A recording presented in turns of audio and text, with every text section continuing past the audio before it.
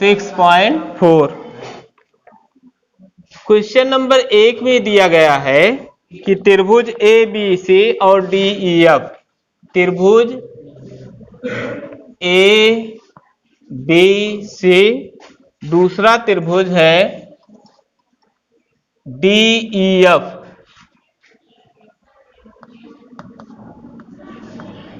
त्रिभुज A B C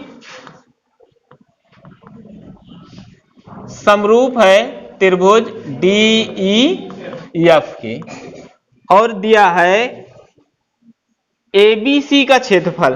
क्षेत्रफल त्रिभुज ए बी सी और 64 सेंटीमीटर स्क्वायर और डी ई एफ का 121 सेंटीमीटर स्क्वायर दिया है। ई एफ दिया है 15.4 सेंटीमीटर। ई एफ दिया है 15.4 सेंटीमीटर। तो हमें BC का मान ज्ञात करना है। सबसे पहले देख लें कि त्रिभुज ए बी सी समरूप त्रिभुज डी ई एफ है और इसका हमको क्षेत्रफल दिया गया है। अगर दो त्रिभुज समरूप हैं तो उनके क्षेत्रफलों का अनुपात संगत भुजाओं के वर्गों के समानुपातिक होता है। तो इसका मतलब यह है कि क्षेत्रफल त्रिभुज ए बी सी बटे क्षेत्रफल त्रिभुज डी ई एफ, ये बराबर होगा, एक भुजा BC है और उसकी संगत भुजा है EF। तो BC है तो BC का स्क्वायर बटे उसकी संगत भुजा EF का स्क्वायर हो जाएगा। हमें यह दिया है कि त्रिभुज ABC का क्षेत्रफल दिया है 64 वर्ग सेंटीमीटर और त्रिभुज DEF का क्षेत्रफल दिया है 121 वर्ग सेंटीमीटर बराबर BC हमें ज्ञात करना है। तो BC स्क्वायर बटे EF दिया है 15.4। ठीक, तो इसका भी स्क्वायर कर देंगे हम, क्योंकि समरूप त्रिभुजों का क्षेत्रफल संगत भुजाओं के वर्गों के समानुपातिक होता है।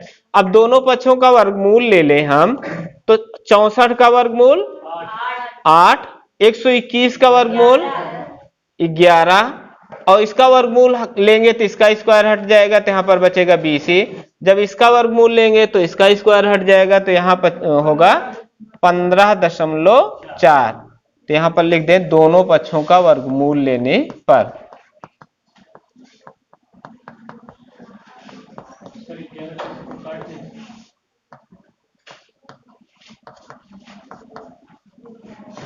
ये हमें मिल जाएगा। अब इसका हम वज्र गुणा कर दें तो यहां पर आएगा 8 गुणे 15.4 बटे 11 बराबर BC।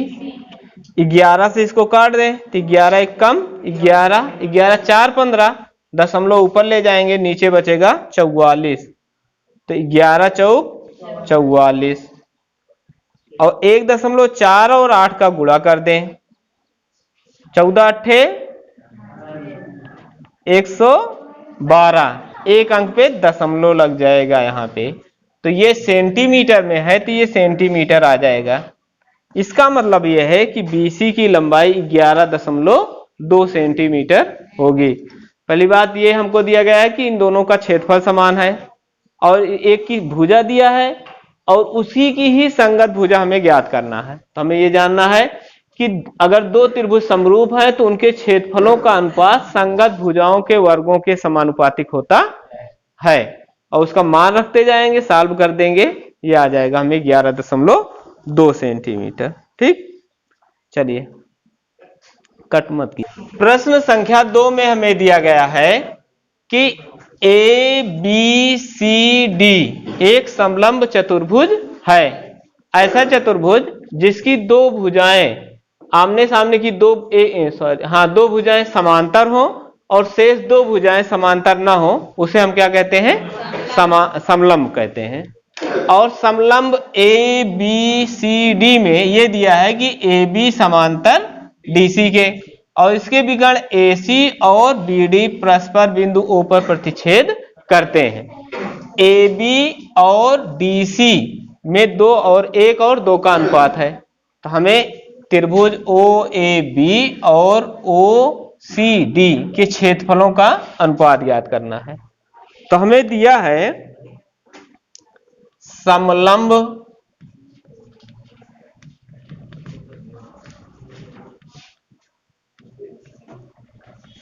ABCD में पहला ये दिया है कि AB समांतर है DC के, AB समांतर DC और विकर्ण AB और CA, या ऐसा लिख दें विकर्ण AB AC व BD बिंदु O पर प्रतिच्छेद करते हैं।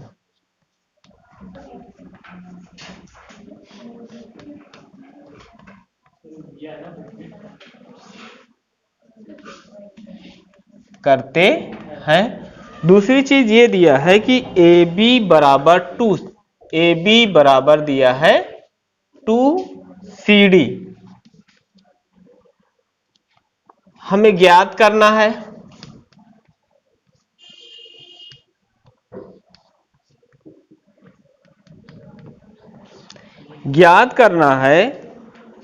त्रिभुज AOB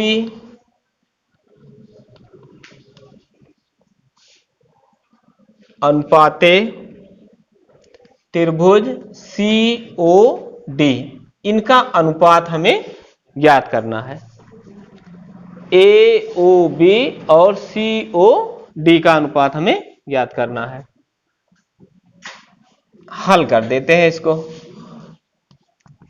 अच्छा, AB समांतर DC, जैसी 2 रेखाएं हैं, इनको कोई तिर्यक रेखा काट रही है तो उनके अंतः एकांतर कोण बराबर होते हैं। जब 2 समांतर रेखाओं को कोई तिर्यक रेखा काटे तो उनके अंतः एकांतर कोण बराबर होते हैं। तो AB समांतर DC है, इसको तिर्यक रेखा BD प्रतिच्छेद कर रही है, तो यह कोण 1 और यह कोण 2 मान लिया जाए, कोण 1 कोण 2 के बराबर हो जाएगा। और इन्हीं रेखाओं को ये भी रेखा प्रतिच्छेद कर रही है, तो यह कोण 3 मान लें, यह कोण 4 मान लें, तो यह 3 और 4 भी बराबर हो जाएंगे। और तीसरा, ये दोनों शीर्षाभिमुख कोण है, तो एक त्रिभुज के तीनों कोण दूसरे त्रिभुज के तीनों अंतः कोणों के बराबर हो तब दोनों त्रिभुज समरूप होते हैं। और हम ये जानते हैं कि समरूप त्रिभुज की संगत भुजाएं समानुपातिक होती हैं। ठीक है, उसका हमें क्षेत्रफल ज्ञात करना है, तो क्षेत्रफलों का अनुपात निकालना है। तो समरूप त्रिभुजों का क्षेत्रफल संगत भुजाओं के वर्गों के समानुपातिक होता है। तो पहला काम यह है कि ये त्रिभुज इसके समरूप हम दिखाएं, तो चलिए दिखाते हैं। AB समांतर DC को तिर्यक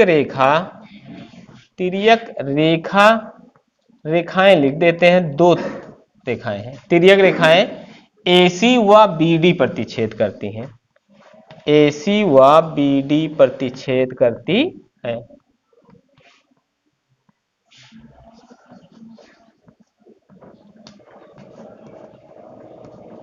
इसलिए कोण 1 किसके बराबर होगा? कोण 1 बराबर हो जाएगा कोण 2 के। यह संगत को एक अंतः एकांतर कोण, एकांतर अंतः कोण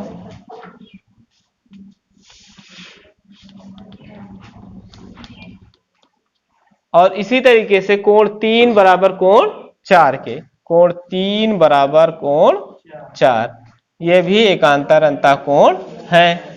यदि एक त्रिभुज के 2 कोण संगत दूसरे त्रिभुज के 2 कोणों के बराबर हों तब दोनों त्रिभुज समरूप होते हैं। तो इसलिए हम लिख सकते हैं त्रिभुज ABO समरूप त्रिभुज ए का संगत कोण क्या है? 4, तो पहले A लिख रहे हैं तो हम पहले C लिखेंगे।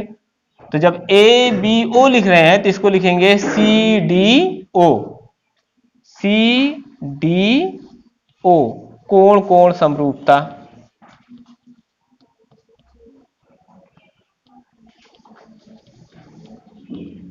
ये हमें मिल गया। और हम जानते हैं कि समरूप त्रिभुज की संगत भुजा, समरूप त्रिभुजों के का क्षेत्रफल संगत भुजाओं के वर्गों के समानुपातिक होता है। तो हम यहां पर लिख सकते हैं कि क्षेत्रफल, हमें ये क्षेत्रफल पूछ रहा है इन दोनों में अनुपात, क्षेत्रफल त्रिभुज AOB बटे क्षेत्रफल त्रिभुज COD,